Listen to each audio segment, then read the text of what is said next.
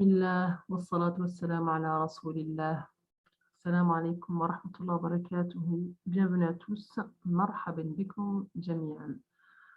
Alors, nous allons faire la leçon d'aujourd'hui, Inch'Allah bihablillah. C'est la méthode al-Nouraniya, al-Qa'ida al-Nouraniya,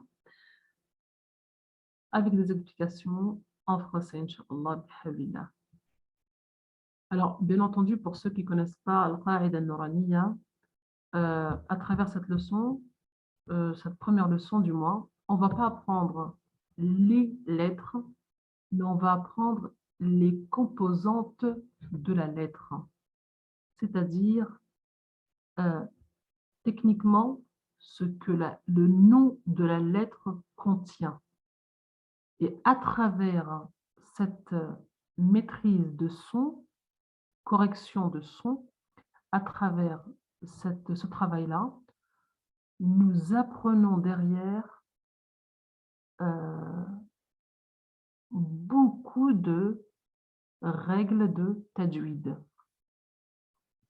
On apprend l'essentiel des règles de tajwid. Chaque détail qu'on apprend et qu'on applique dans cette méthode nous servira dans notre lecture. Je commence, Inch'Allah. Donc, chaque leçon de Nouraniya commence par, donc là, le premier commence par la basmala. La basmala, c'est la formule de Bismillahir Rahmanir Rahim. Chaque leçon commence par ce titre-là. Donc, on a une partie dans le fond vert, une partie dans le fond rouge. Donc, tout simplement, celui qui est dans la partie verte, c'est tout simplement pour dire la leçon 1. Ad-darsu al-awwal, leçon 1, tout simplement. Et le titre qui est dans le fond rouge, Huruful hija'il mufrada, tout simplement, les lettres de l'alphabet, et ce sont les lettres isolées, tout simplement. Donc, je vais vous lire la basmala et les deux titres en respectant la mélodie qui va avec cette méthode, car chaque leçon comment dirais-je, chaque leçon a sa propre mélodie et cette mélodie est une partie intégrante de la méthode Al-Qa'ida al-Nouraniya. Nabda ala barakatillah, on commence Inch'Allah.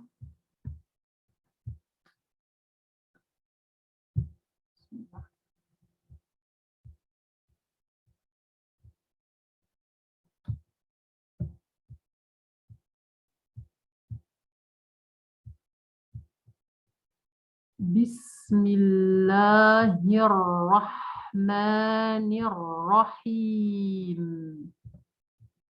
Bismillahirrahmanirrahim.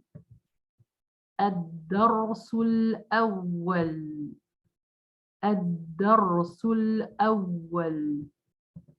Huruful hija'il mufradah. حروف الهجاء المفردة. Donc là, par exemple, on commence par A. Ad-darsul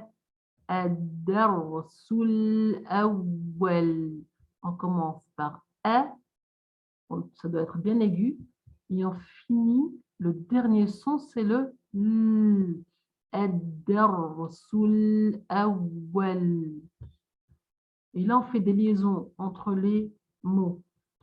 حروف الهجاء المفردة. المفردة.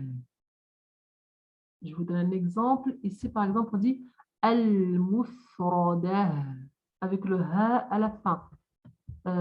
Car dans la lecture du Coran, quand je m'arrête sur le ta fermé, ta marbouta, elle devient ha. Je vous donne un exemple dans le Coran, quand je vous disais que toutes chose que nous apprenons dans Qa'ida Nouraniya, toute chose, tout détail, le moindre détail est important car on va le retrouver dans notre lecture. Chaque chose que vous avez corrigée dans Nouraniya, c'est votre lecture que vous êtes en train de corriger et ce sont des règles de tajwid que vous êtes en train d'apprendre. Alors, par exemple, quand je dis al-mufradat, je m'arrête sur le ha, exactement comme je l'aurais fait dans al-qari'ah. Al-qari'ah. Je m'arrête sur le ha aussi. Nous continuons, bi'idhnillah.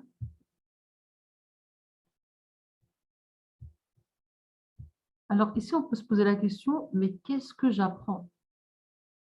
Alors, bien entendu, là, on a les lettres en noir, mais qu'est-ce que je vois en rouge? Ce que je vois en rouge, c'est le nom de la lettre. Donc, à travers le nom de la lettre, je vais corriger mes points de sortie. Le point de sortie de chaque lettre. Je vais corriger mes voyelles courtes, mes voyelles longues, mes arrêts, mes débuts. On corrige énormément de choses. Alors, on va voir qu'est-ce qu'on va corriger avec le alif. Donc, on va voir ça tout de suite, Inch'Allah. Je prends... alors, attendez. Alors, en ce qui concerne le alif, qu'est-ce que j'entends? J'entends a, li.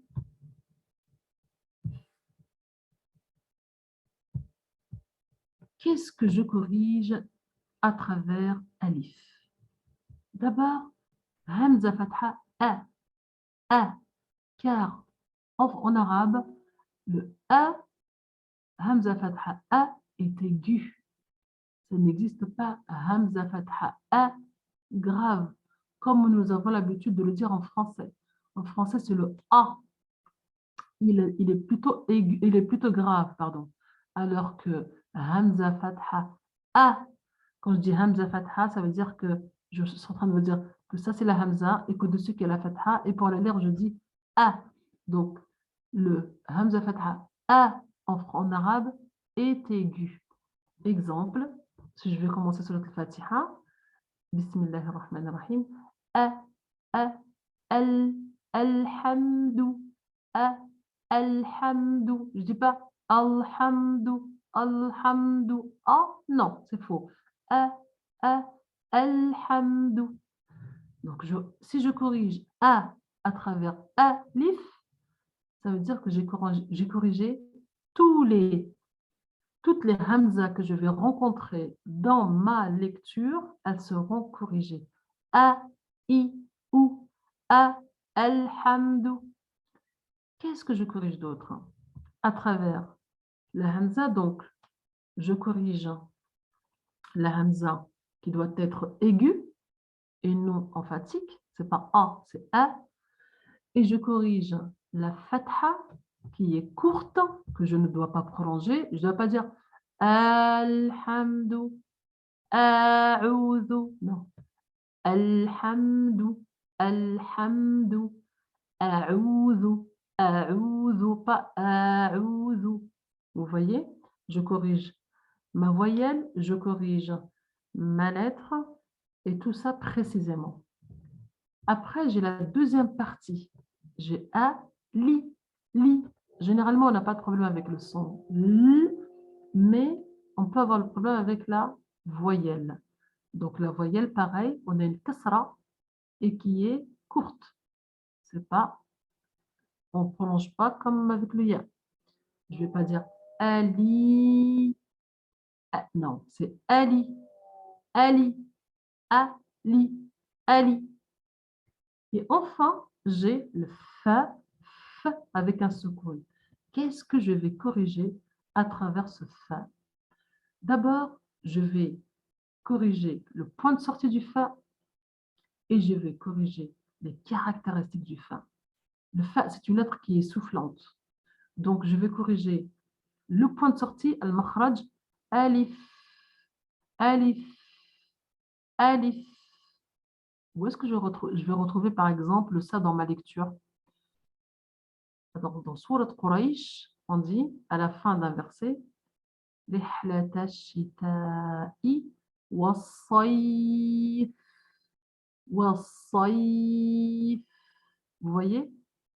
De la même façon que je m'arrête sur le fa ici, je vais aussi pouvoir m'arrêter dans Sourate Quraysh ou dans d'autres avec le fa portant soukoun. Voilà en ce qui concerne alif.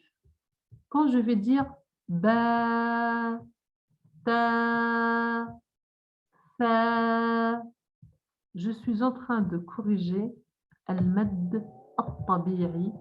Je suis en train de corriger la prolongation de 2 temps que je vais retrouver dans beaucoup de sourates. Par exemple, si je dis وَالْعَادِيَاتِ ضَبْحًا, vous voyez, là, je me suis arrêtée sur un alif. Et en travaillant le ba, en travaillant le ta, en travaillant le fa, j'apprends à maîtriser le mad et j'apprends aussi à maîtriser, à ne pas ni l'écourter, ni le prolonger plus que 2 temps. Alors, je reprends juste l'exemple. Par exemple, je veux dire وَالْعَادِيَاتِ ضَبْحًا فَالْمُورِيَاتِ قَدْحًا. Je m'arrête sur le alif de la même façon que je m'arrête ici sur le alif. Ba, ta, fa. Et je ne dois pas dire ba, ta, fa. Non, parce qu'il y a une prolongation. Ba, ta, fa. Alors, et qu'est-ce que je apprends à travers le fa? Le fa, il a une particularité, c'est que je dois sortir le bout de ma langue entre mes incisives supérieures et inférieures pour retrouver ce son. Fa, fa. Et si jamais je rebaisse ma langue vers le bas, je vais avoir la lettre sin, d'accord? Et ce n'est pas ce qui est voulu. Je passe à la lettre jim. Alors ici, on a la composante du nom de la lettre. On a le j qui est prolongé avec le ya de prolongation, di, di, et qui finit par le mim, qui va me donner di, di. Je commence par j que je prolonge et je finis avec le mim que je maintiens. Dim, dim. Donc là, j'apprends 3 choses. J'apprends la lettre j, le son j, la prolongation avec le ya, et enfin, je finis avec le son m que je peux trouver par exemple dans أعوذ بالله من الشيطان الرجيم, jim. Ou alors lorsque je m'arrête sur le mime comme ar-rahim, mustaqi, al-mustaqim. Là aussi, je m'arrête sur le mime. Barakallahu fikum. On va s'arrêter sur ça, Inch'Allah. Barakallahu fikum jami'an wa jazakumullahu kulla khair. Wassalamu alaikum wa rahmatullahi wa barakatuh.